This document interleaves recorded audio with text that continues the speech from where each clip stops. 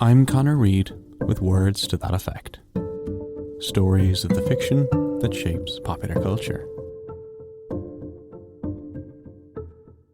Sasquatch, Bigfoot, the Abominable Snowman, Yeti, the Yowie, the Yeren, the Almas, Ape-men, cavemen, wild men, the missing link. The idea of the missing link came about in the mid-19th century with the rise of Charles Darwin's theory of evolution. In 1859, Darwin published his book On the Origin of Species by Means of Natural Selection, and it was radical, revolutionary and highly contentious. The problem, though, was that the mechanism by which it all worked wasn't really understood yet, and there was a need for some hard evidence that would clinch his theory. If evolution really did work as Darwin described it, if, most controversially of all, human, chimpanzees, gorillas and other apes all had a common ancestor, it should all be there in the fossil record. There was a missing link in the theory.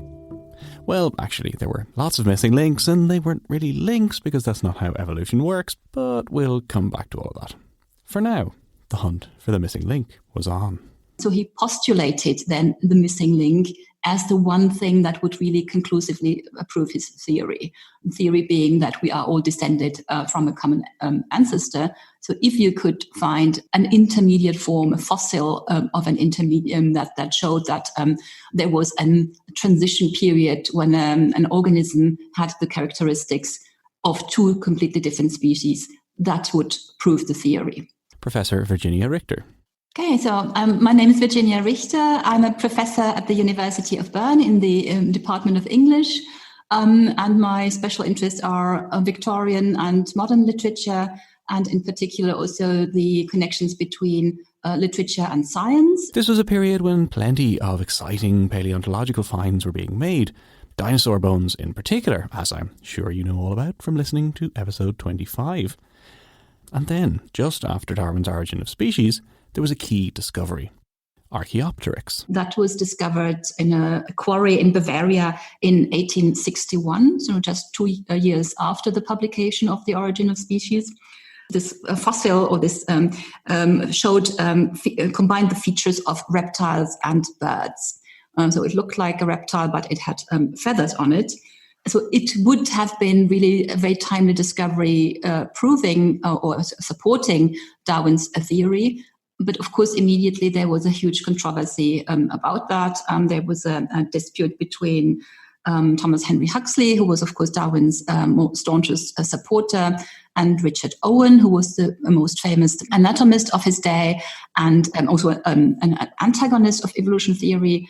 And Owen said, no, this is not a missing link in the sense of combining the features of two species, but it's just an early kind of bird, so a primitive bird. And so this controversy went on for quite some time. A bird-like dinosaur was one thing. For most people, though, it was the human fossil record that was the most fascinating and controversial aspect of evolutionary theory. The idea that we share a common ancestor with other apes, that there had been any number of other human-like species living both before and alongside our ancestors. The first of these fossils had been found just before Darwin's work in 1856 in a small river valley near Düsseldorf in Germany.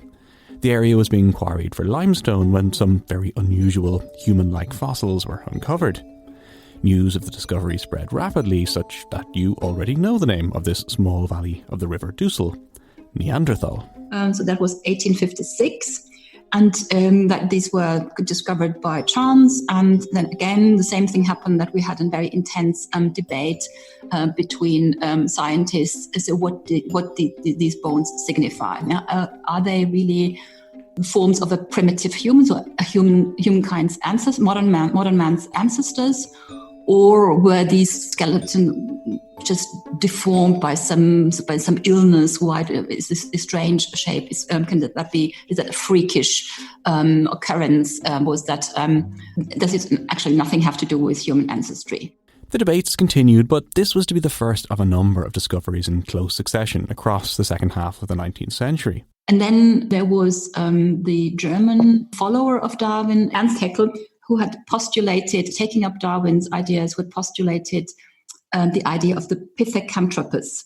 So that is a hypothetical link between apes and humans. And it was then Eugène Dubois, a Dutch medical doctor who had read both Darwin and Haeckel, and also Alfred Russel Wallace's Malaya Archipelago. You have to feel sorry for Alfred Russel Wallace. Independently to Darwin, he discovered the theory of evolution by natural selection. Darwin was a far more central figure in the scientific establishment, and he'd been working on the idea for far longer, but he hadn't actually published anything yet. So when he realised that Wallace had been working on the same idea, in the end, both of their papers were presented together. Ultimately, though, it was Darwin whose name went down in history. Anyway, that's Alfred Russel Wallace. We were talking about Eugène Dubois and his search for the missing link. And he was fascinated by this search for the missing link, and he had the idea that the tropical zones would be the best place to look for the missing link. So inspired by Russell's The Malay Archipelago, he just had himself posted as a doctor to Java and spent his time there looking for these fossil bones, and was then in the end successful. So that was the Java man, or what he called the Pithecanthropus erectus, today called the Homo erectus. So that was another of these series of discoveries that then went on in the 20th century, and that gradually really showed that humankind had developed from an kind of ape-like creature, so that Darwin was right. Java man, later Homo erectus, was, as the name suggests, erect. They had shorter arms and longer legs and stood more upright, similar to modern humans, and they were the first human ancestors to spread outside Africa. And they lived a very long time, from about 2 million years ago until around 250,000 years ago. Us Homo sapiens have only been around for about 300,000 years.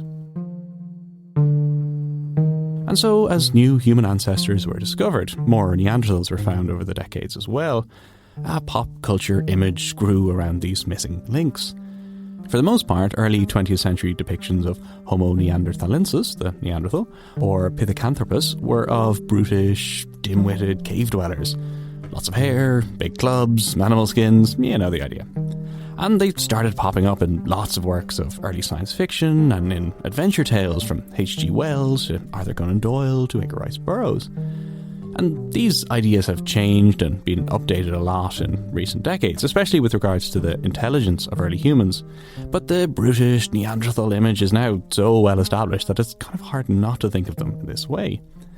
So missing links were all over popular culture in this period. Popular fiction and fiction in general was really very quick to pick up Darwin's ideas. And of course, it's exactly this idea of the missing link was something that lends itself to adventure fiction. So you have loads of texts, many of them forgotten now, but some are still being read that pick that up.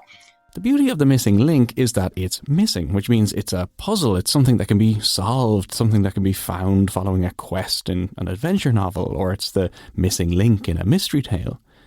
In reality, in evolutionary terms, the idea of a missing link is a little bit misleading. It implies that evolution is a chain and that this single missing link will restore continuity, connecting one part to another. But in Darwin's famous image of the tree of life, evolution is like a continually branching tree. It's not a single unbroken chain. You know that very, very famous image? It has maybe 5 types of human. There's an ape, and then there's a more upright ape, and then there's a sort of a caveman type image, and then a sort of modern man, or something along those lines. That really, really famous image. It doesn't really illustrate how evolution works at all.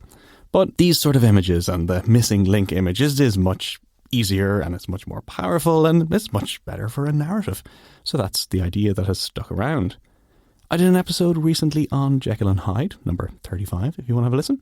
And this is one of so many stories from this time that were heavily influenced by all of these ideas of missing links and human ancestors. Perhaps one less obvious example is Stevenson's strange case of Dr. Jekyll and Mr. Hyde. Of course, Mr. Hyde is described also as, he's swarthy, so he's very dark, he's small, he is bent over, he moves very, very quickly, he's very strong, he's very hairy, his hand is very hairy, and Mr. Utterson, the detective character in this story, also describes him as troglodytic. So Mr. Hyde is clearly associated with both his human ancestry and with the ape.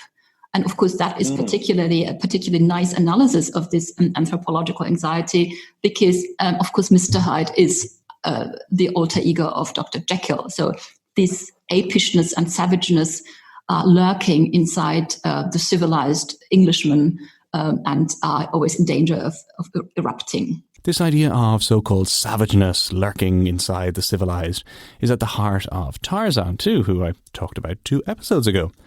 Arthur Conan Doyle, the subject of episode 2, is another important author in this regard. Wow, these episodes are really tying in very nicely together. And actually, while I'm talking about all these episodes, if you've been enjoying them, maybe you'd like to consider supporting the show on Patreon. If you're like Nick, the latest wonderful and kind patron of the show, then you could be listening to bonus episodes right now and feeling all smug about yourself for supporting all the work that goes into making this show. So head to patreon.com/WTTE for more. Secondly, before I return to all these strange human-like creatures, I wanted to talk about some far sexier beasts. That is to say, I want to recommend the podcast Sexy Beasts. Resident comedians/cryptozoologists Tony Cantwell and Mark Jago work through some of the world's weirdest creatures week by week. All the greatest Ape-men have had appearances, from Bigfoot and Yeti to Yowie and the Sasquatch, not to mention Selkies, Trolls, the Cape Lobo, the Jabafofi, and plenty, plenty more. Listen wherever you're listening to this right now for some very good cryptid entertainment. Now, back to Arthur Conan Doyle and his missing links. So, as I've said, it's not a coincidence that missing links from paleontology are found alongside detective fiction. There's a central mystery to both. In fact, Arthur Conan Doyle was actually a suspect in a famous forgery case of this period, the Piltdown Man. So this was a discovery made actually quite near Doyle's home in Sussex, and it was claimed and believed to be a new and really important paleontological find, one to rival the Java Man. It was finally uncovered as a forgery in the 1950s, and while Doyle was never really strongly considered as a suspect, it was very tempting to look at the creator of Sherlock Holmes as a potential suspect in this devious crime. Yeah, I'm clear. Arthur Conan Doyle would be a very good example, because he was very interested in these theories. So he had this theme also in some of the Sherlock Holmes stories. For example, the adventure of the creeping man. The creeping man is a professor who starts to behave very strangely. And as Sherlock Holmes finds out, he was taking a medicine to rejuvenate himself, because he'd fallen in love with a younger lady. And this medicine was made of monkey glands. And it had the effect of making him to revert, to become ape-like and animal-like. So this is one example from detective fiction. Conan Doyle also was, he had other series of novels, the Professor Challenger novels. And the best known of them is The Lost World, where and there's an expedition under the leadership of this Professor Challenger going to South America, and on an isolated plateau they encounter actual Ape-men. So exactly these surviving missing links, who are very uncanny because of the similarity, or because they are both human and ape at the same time. So that's really something very, very frightening. And yeah, this is what's important. It is frightening or uncanny. Lots of these missing links or ape-human hybrid stories had elements of horror, because there was plenty that was disturbing or unsettling about this whole idea. There was lots of anthropological anxiety, as Dr. Richter terms it. This fundamental category crisis that followed from Darwin's theory, so the anxiety about, or the uncertainty about human status, this questioning of the unique quality of the humans, also the fact that human superiority was called into question by common descent and by this theory of the evolutionary origin of the higher faculties, and also this loss of a divine plan. So instead of God planning everything for us and salvation beckoning in the end, we have this really messy and contingent trial and error method of evolution. So all of these things really put into question this certainty that humankind is the superior species, and that nature is something that is distinct from humankind. Yeah, humankind are. The human body is part of nature, but there is a realm within the human that is clearly not part of nature. That is actually somehow under divine control. All of these things. That is what I refer to as anthropological anxiety. That uncanniness, that realization that humans are not all that distinct, is really apparent, I think, when you watch other apes, chimpanzees, gorillas, orangutans, something that is obviously fairly commonplace for many of us now, given the prevalence of zoos. In the 19th century, though, zoological gardens opened to the public, this was a very new concept. Dublin Zoo, just down the river from where I'm recording right now, was one of the very first, actually, opening in 1831.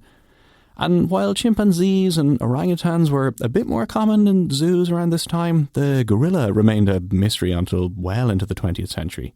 There had been alleged sightings and vague descriptions, but really only a very, very small handful of Westerners had actually seen gorillas in the wild in the 19th or even early 20th century. Very little was understood about gorillas, and there were plenty of myths and misconceptions about what they looked like, how they acted, how human-like they were. Much like the numerous other Ape-men and missing links, from Bigfoot to the Yeti to whatever local variation you care to choose. It seems that wherever you are in the world, there's a story of a mysterious ape-like human lurking in the woods or the mountains. We are obsessed with stories of ape-human hybrids by early types of humans and species that blur the boundaries between us and our ancestors. I think, partly these are just great adventure stories. But I think what drives us is also the question who we are, right? And what does it mean to be a human? What is the limit of the human? And you can explore that by looking at figures that are similar to humans, but not quite the same, right? So they are kind of, apes, yetis, but also machines, artificial intelligence that cannot be distinguished from humans. I think they have the function of showing us a mirror, but also maybe there's something that you take out, something that is different. In artificial intelligence, it's the emotional quality that is lacking. So something is lacking, and then you can always ask the question: is this one thing? Is that the thing that is specifically human? So I think that's one possible answer to that. I think it's also the quest for the last things that remain somehow unknown, because science has progressed so far that if you think again about back to the 19th century, how much was not known then, and what scientists could discover then, and it seems much more limited today. So I think they can think of, okay, there is still this one area that is mysterious that we need to find out something about. So I think that's also something that triggers interest in these kinds of stories. Our knowledge of Bigfoot has not, unfortunately, advanced much in the last half century or so, but our understanding of apes and of our evolutionary ancestors very much has. Literature and culture has come to reflect that too, especially in the ways we now think about ape intelligence. And so I think in literature, we can see a very significant shift from modernism onward, where rather than being figures of horror, a menace that needs to be exterminated, we find sympathy with apes, because apes now come to represent unity with nature that humans have lost. So to become an ape in the 19th century, that was something terrible, or a great danger. In the 20th century, it becomes like become a human. For an ape to become a human is a tragedy, because they lose this unity with nature. I think the most prominent early example is Kafka's Report to an Academy, where a speaking ape addresses an audience and tells the story of how he became a speaking human, but it's not a happy story. We have many stories that describe apes as lab animals, zoo animals, and in more recent literature as an endangered species. So there is also concern about apes, and they are giving a really prominent figure in contemporary literature, where they appear as really central characters. There are lots of contemporary stories with apes at their centre too, and I asked Dr. Richter for a modern recommendation. In contemporary literature, I really liked Colin McAdams' A Beautiful Truth. That was a very beautiful story about a chimpanzee who's adopted as a baby by a human couple and grows up as their child. But then, things go wrong when he grows up. So that was a really well-written book that I enjoyed reading. In cinema, TV and other media too, ape-human hybrids are everywhere, constantly being reinvented and reimagined, from King Kong to Tarzan to Planet of the Apes, for example. So, in the end, there is no missing link as such. But Darwin's theories were correct, and our understanding of our own origins has advanced massively since his famous publication. And yet there's still so much we just don't know about our own species, about our own past on this planet. Which is fine. Scientists will keep uncovering more, and fiction will keep filling in the blanks in new and entertaining and fascinating ways. That's it for another episode of Words to That Effect. Thank you so much for listening. Special thanks this week to my guest, Professor Virginia Richter. I have included links to all of her work and her bio on the website, which is wttepodcast.com. If you head there, you can also check out pictures and links and all of the previous episodes and lots of other lovely things. You can sign up for the newsletter if you like. You can also follow Words to That Effect on Instagram and on Facebook, and I'm on Twitter at CEDOREID. So get in touch, say hi, and I always welcome suggestions for new episodes. I had one just the other week, which is in fact going to be the next episode. So get in touch. Music this week was by Blue Dot Sessions, and finally, if you'd like to support the show, head to patreon.com/WTTE. That's it. I'll see you in 2 weeks for another episode.